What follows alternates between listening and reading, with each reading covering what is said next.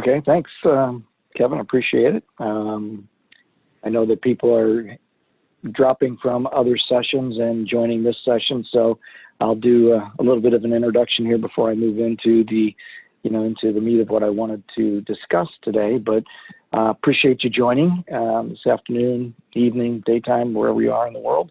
My name is Wayne Irwin. I'm the Vice President of Operations for the Emerging Business Customer Unit at Ericsson here in North America.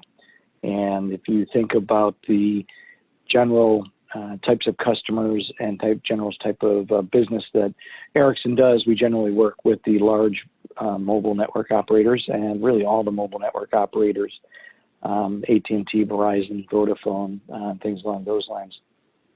The emerging business unit is really outside of our traditional business units or customer units, and really looking at the trends that are going on in the market, really trying to sense what's going on in the market, and building out a level of solutions that with the ecosystem that we can work back through our mobile network operators to allow them to be more robust and have more capabilities in the market. So I like to look at it as, we're going to be a catalyst for our traditional network operators, and then looking beyond that as well. So looking at the enterprise side and how that assists the network operators as well.